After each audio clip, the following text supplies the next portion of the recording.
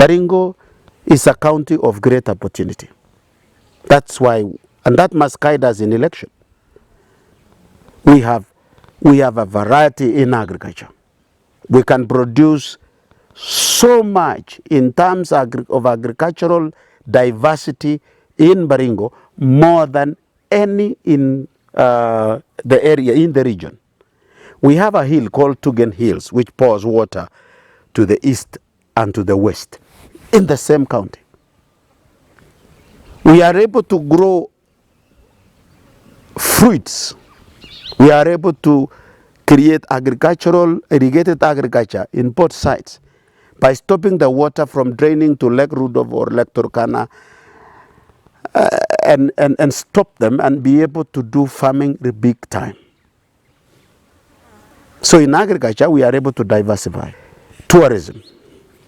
We have one of the largest elephant in the world in our own Kerio Valley. We have one of the eagle with the largest wings in Africa. We have one of the very interesting vulture near Todd between Elgeyo Marakwet and Tugen, the escapement of Elgeyo Marakwet. Some of the interesting snakes, lizards, birds, crocodiles. We would like to create a tourism, farm tourism in Kerio Valley, so that those who are in Kerio Valley, the government of Kenya can have a contract with the citizen there, and this citizen give up their lands on contract to the KFS under the arrangement of private sector and government sector to manage, expand the Rimoi, for example. So that instead of farming those farms, we surrender it to the farming of animals.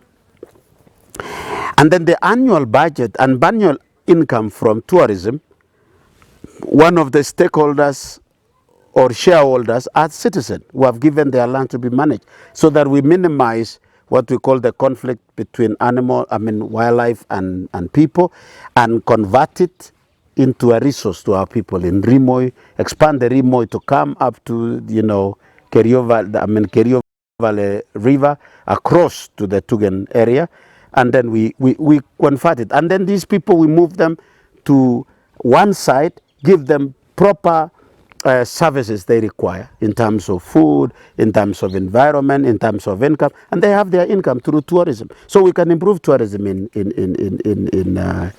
Baringo. And the other one is about mineral resources that we have.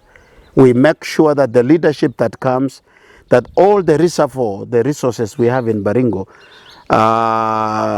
there is going to be a benefit. We want to understand the energy bill that Gideon proposed about energy. How is it benefiting Baringo? How do we expand that to even to the mineral exploitation of that we have in Baringo?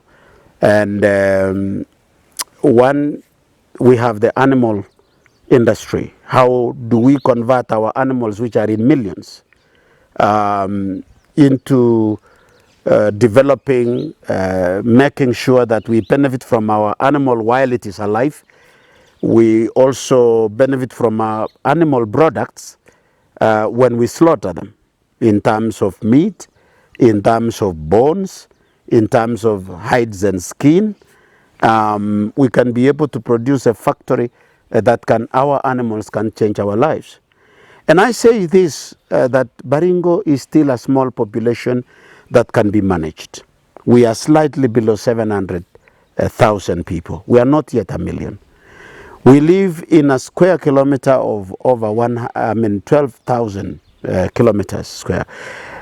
Kenyans, in this part of the world, occupies about 60 square kilometer, of an acre.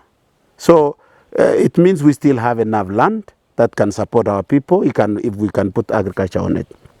Finally, a great opportunity in the people of Baringo. The Baringo people are very resilient people. Put a Tugen anywhere in Kenya, and you will see a difference.